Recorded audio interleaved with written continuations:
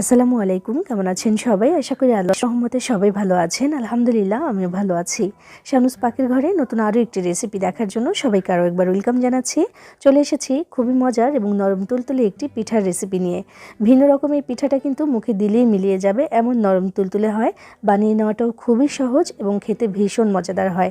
কাউকে একবার বানিয়ে খাওয়ালে বারবার খেতে চাইবে এমন একটি পিঠা এটি। এটা আজকে বানাবো আমি ময়দা আর সুজি দিয়ে। ভিতরে পুর ভরা থাকবে, খুবই মজার একটা পুর। আর এইটা কিন্তু আপনি বারবার বানাতে চাইবেন যদি একবার বানিয়ে খান। তো চলুন আজকের এই মজাদার পিঠাটা আমি কিভাবে বানিয়েছি সেটাই দেখে নেওয়া যাক। আর আপনি আমার ভিডিওতে একটা লাইক করে চ্যানেলটি সাবস্ক্রাইব করে পাশেই থাকবেন আশা করছি। বিসমিল্লাহির রহমানির রহিম। প্রথমেই আমি এখানে নিলাম 1.5 কাপ পরিমাণে ময়দা। 1.5 কাপ ময়দা দিয়ে কিন্তু অনেকগুলো পিঠা হবে ইনশাআল্লাহ।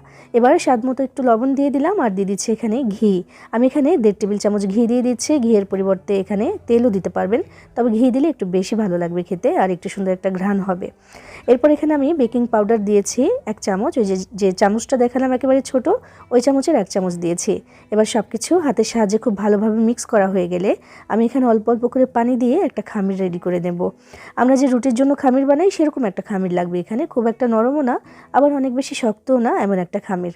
তবে পানিটা একবারে না দিয়ে আমি একটু একটু করে দিচ্ছি যেন বেশি হয়ে না যায়। খামিরটা মাখানো হয়ে গেলে এটাকে একটু রেস্টে রেখে দিতে হবে, বেশি সময়ের জন্য না। আমি ওই যে ভেতরে যে পুরটা বানাবো সুজি দিয়ে, সেই পুরটা বানাতে আমার বেশি একটা সময় লাগবে না, 6 থেকে 7 মিনিটের মতো সময় লাগবে। ততক্ষণ এটা একটু রেস্টে থাকুক। এদিকে চুলায় একটা প্যান বসিয়ে দিয়েছি। বিসমিল্লাহির রহমানির রহিম। 3 টেবিল চামচ পরিমাণে ঘি দিলাম। ঘিটা একটু গরম হয়ে এলে আধা কাপ পরিমাণে সুজি দিয়েছি।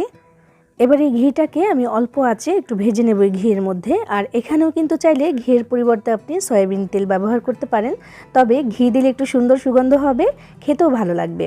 তো আমি সুন্দর করে একটু ভেজে নিলাম অল্প আঁচে 2 মিনিটের মতো। এরপর এখানে দিয়ে দেবো আমি চিনি। চিনির পরিমাণটা যার যার পছন্দ অনুযায়ী দিয়ে দিতে পারেন। আমি আধা কাপের কম দিয়েছি। আর এটার কারণ হচ্ছে আমি যে পিঠাটা বানাবো এটা কিন্তু আমি চিনির শিরায় ভেজাবো, তো সেটা কিন্তু বেশ খানিকটা মিষ্টি হয়ে যাবে। তাই ভেতরের পুরে কতটুকু মিষ্টি দেবেন সেটা আপনার উপরেই নির্ভর করছে।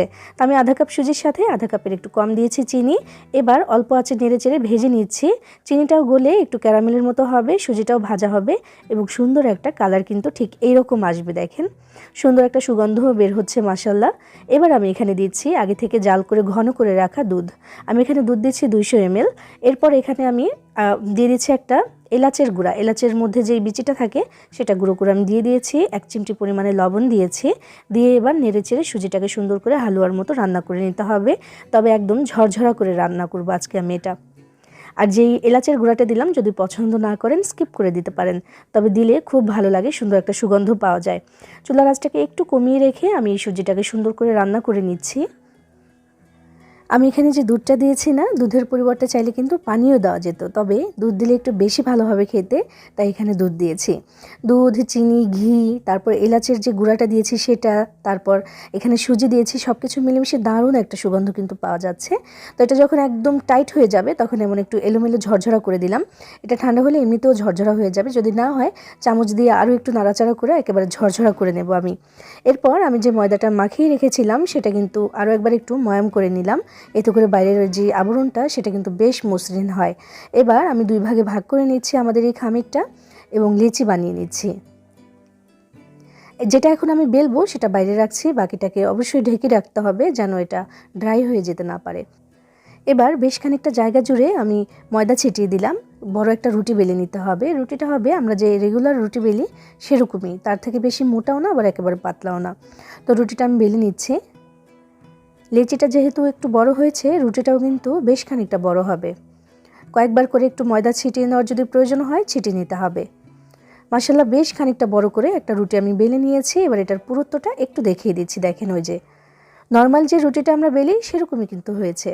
এবার এটাকে কেটে নিতে হবে। কেটে নিতে পারেন আপনি আপনার পছন্দ মতো যে কোনো কিছু দিয়ে। তো আমি যে কুকি কাটারটা দিয়ে এভাবে করে কেটে নিচ্ছি। যে কোনো ছোট বাটি হতে পারে বা বয়ামের ঢাকনা হতে পারে, যেটা আপনার ইচ্ছা সেটা দিয়ে আপনি কেটে নিতে পারেন। তো আমি যেইভাবে কেটে নিচ্ছি, একেবারেও কিন্তু ছোট না এমনভাবে কাটছি। তো এই যে দেখেন বাড়তি যে অংশটা সেটা আমি রেখে দিচ্ছি। এটা দিয়ে আবারও রুটি বেলে আমি পিঠা বানাতে পারবো। আর এখানে ছোট ছোট রুটিগুলো কিন্তু আমার রেডি হয়ে গেছে মাশাআল্লাহ। এবার আমি পিঠাটা বানিয়ে বা এটার যে ডিজাইনটা আমি দিয়েছি সেটা আমি আপনাদেরকে একটু দেখিয়ে দেবো। আর দেখেন ঠান্ডা হওয়ার পরে কিন্তু একদম ঝরঝরা হয়ে গেছে আমাদের সুজিটা। সুজিটা গরম থাকা অবস্থায় যখন একদম একটু দলা দলা হয়েছিল তখনই কিন্তু আমি বেশ কয়েকবার করে চামচ দিয়ে নাড়াচাড়া করে দিয়েছি এবং দলাগুলো ভেঙে দিয়েছিলাম, সেজন্যই এমন ঝরঝরা হয়েছে। আর ঝরঝরা হওয়ার ফলে যেটা হবে, পরবর্তীতে যখন আমি চিনি শিরায় পিঠাটা ভেজাবো আর ভেতরে শিরাটা ঢুকবে তখন কিন্তু এই সুজিটা আরও ফুলবে আর খেতেও ভালো লাগবে। কথা বলতে বলতে ছোট্ট একটা রুটির মাঝখানে আমি বেশ খানিকটা পরিমাণে দিয়ে দিলাম আমাদের এই সুজির পুর। দিয়ে দেওয়ার পরে চারপাশে একটু পানি লাগিয়ে দিয়েছি, রুটিটা যেন সুন্দরভাবে আটকে থাকে, আর এই পানিটা কিন্তু আঠার কাজ করবে। এবার এইভাবে করে একটু একটা পুলি পিঠার ডিজাইন প্রথমে আমি করে নিলাম। এবার দেখাবো যে আমি কিভাবে এটা ডিজাইনটা দিয়েছি। একটু সামান্য পানি নিয়ে যে এইভাবে করে আমি একটু লাগিয়ে নিলাম, একটু দেখে বুঝে নিতে হবে এবারের এই কাজটুকু। এটা বলে আসলে বোঝানো যাবে না, এটা একটু দেখেই বুঝে নিতে হবে। দেখেন ঠিক এইভাবে করে আমি মোমোর মতো একটা ডিজাইন দিয়ে দিয়েছি। সুন্দর হয়েছে না? মাশাআল্লাহ, একেবারে সহজেই একটা আনকমন ডিজাইন কিন্তু করে নিয়েছি আমি। অবশ্যই সামান্য একটু পানি লাগিয়ে নিতে হবে, নইলে কিন্তু আটকে থাকবে না, ভাজার সময় কিন্তু খুলে আসতে পারে। একইভাবে সবগুলো পিঠা আমি বানিয়ে নিয়েছি। মাশাআল্লাহ দেখেন, মাত্র 1.5 কাপ ময়দা দিয়ে আমার এখানে 20 পিস হয়েছে পিঠা। এগুলো কিন্তু চিনি শিরা ভেজানোর পরে আরও বড় হয়ে যাবে ফুলে। বিসমিল্লাহির রহমানির রহিম। এবার আমি এগুলোকে ডুবো তেলে ভেজে নেব। তো আমি একটা প্যানে বেশি করে তেল দিয়ে গরম করে নিয়েছি। প্রথমে ভালো করে গরম করে নিয়ে তারপর পিঠাগুলো এখানে আমি দিয়ে দিচ্ছি। একসাথে যতগুলো দেওয়া যায় দিয়ে দিচ্ছি, দিয়ে একটু উল্টে পাল্টে সুন্দর করে ভেজে নিতে হবে। আমি একটু লাল লাল করেই ভাজবো এগুলোকে। একটা পাশে একটু কালার এসে গেলে উল্টে দিচ্ছি। মাশাআল্লাহ দেখেন, একটা পিঠাও কিন্তু খুলে আসছে না, কারণ ওই যে একটু পানি দিয়ে তারপরে কিন্তু আমি ভাজটা দিয়েছিলাম, এই জন্যই কিন্তু খুলে আসেনি। এবং দেখতে দেখেন কত সুন্দর লাগছে মাশাআল্লাহ। ভাজার পরে একটু ফুলবে আর ভেজানোর পরে কিন্তু নরম হয়ে আরও ফুলে যাবে, তখন সাইজে কিন্তু অনেকটাই বড় হয়ে যায় এক একটা পিঠা। মাশাআল্লাহ সুন্দর একটা কালার কিন্তু চলে এসেছে। এবার এগুলোকে আমি তেল থেকে ছেঁকে তুলে নিচ্ছি, আর বাকি যে পিঠাগুলো আছে সেগুলোকে একইভাবে ভেজে তারপর তুলে দেখাচ্ছি। পিঠাগুলো সব ভেজে নেওয়ার পরে আমি কিন্তু এখানে এখন শিরাটা বানিয়ে নেব। তো এগুলোকে আগে তুলে নেই, তারপর দেখাচ্ছি। চুলায় আমি অন্য আরেকটি প্যান বসিয়ে দিয়েছি। বিসমিল্লাহির রহমানির রহিম। এখানে আমি 1.5 কাপ পরিমাণে চিনি দিলাম এবং এর মধ্যে দিচ্ছি 2 কাপ পরিমাণে পানি। আর এখানে একটা পাতলা শিরা হবে আমাদের। তো এখানে একটু ফ্লেভারের জন্য দিয়েছি ছোট এক টুকরো দারুচিনি আর 2টা সবুজ এলাচ দিয়ে এবার নাড়াচাড়া করে চিনিটাকে আমি গলিয়ে নিচ্ছি। চুলাটা কিন্তু অন করে দিয়েছি। চিনিটা গলে যাওয়ার পরে প্রথমে একটু বলক আসার জন্য অপেক্ষা করতে হবে। আর এখানে আমাদের শিরাটা কিন্তু খুব একটা ঘনর প্রয়োজন নেই, পাতলা শিরা হলেই হবে। চিনিটা গলে গিয়ে যখন এমন একটু সুন্দরভাবে ফুটে উঠবে শিরাটা, তখন আমি এখানে পিঠাগুলো দেব। বিসমিল্লাহির রহমানির রহিম। পিঠাগুলো দিয়ে দেওয়ার পরে প্রথমে যেটা করব সেটা হচ্ছে একটু উল্টে পাল্টে দিতে হবে।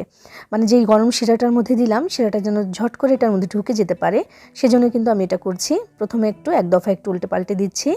আর চুলার আঁচটাকে এখন মিডিয়াম থেকে একটু কমিয়ে দিয়ে 2 মিনিটের মতো কিন্তু পিঠাগুলোকে জাল করে নিতে হবে। যেহেতু আমি কড়া করে ভেজেছি, এটা একটু জাল করে না নিলে কিন্তু শক্ত শক্ত হয়ে থাকবে, তাই একটু জাল করে আমি এটাকে একটু রান্না করে নিচ্ছি বলতে পারেন। 2 মিনিটের মতো, বেশি সময় না, মাত্র 2 মিনিট। 2 মিনিট জাল করার পরে চুলাটা বন্ধ করে দিলাম এবং ঢাকনা দিয়ে ঢেকে আমি 1 ঘন্টার জন্য রেখে দিচ্ছি। অবশ্যই গরম চুলার উপরে রেখে দিয়েছিলাম আমি। 1 ঘন্টা পরে আমি ঢাকনাটাকে তুলে নিলাম। চিনির এই পাতলা শিরাটার মধ্যে 1 ঘন্টা ভিজে রাখার ফলে পিঠাগুলো একেবারে টুপটুপে হয়ে গেছে। দেখেন একদম টুসটুস করছে, ভেতরের রসটা ঢুকে গেছে, আর মাশাআল্লাহ একদম ভিজে নরম তুলতুলে হয়ে সাইজেও বেশ খানিকটা বড় হয়ে গেছে। কিন্তু এটা এক একটা পিঠা কিন্তু এত বড় বড় বানাইনি আমি, এগুলো কিন্তু ভিজে এমন হয়েছে। দেখেন কত সুন্দর আর লোভনীয় লাগছে মাশাআল্লাহ। তো একটা পিঠা একটু কেটে বা ভেঙে আপনাদেরকে দেখাচ্ছি ভেতরটা যে কী দারুণ হয়েছে। আর যেই পুরটা আমি দিয়েছি ওটা তো এমনিতেই টেস্টি হয়েছিল অনেকটাই, তো এটা কিন্তু ভিজে আরও বেশি মজাদার হয়ে গেছে যখন ভেতরে রসটা ঢুকেছে। দেখেন মাশাআল্লাহ কত সুন্দর হয়েছে। আপনিও চাইলে এভাবে বানিয়ে খেতে পারেন, সবাইকে খাওয়াতে পারেন, সবাই পছন্দ করে খাবে ইনশাআল্লাহ। বানিয়ে খেয়ে দেখবেন, ভালো লাগবে আশা করছি। সবাই ভালো থাকবেন, সবার জন্য সবাই দোয়া করবেন। আল্লাহ হাফেজ।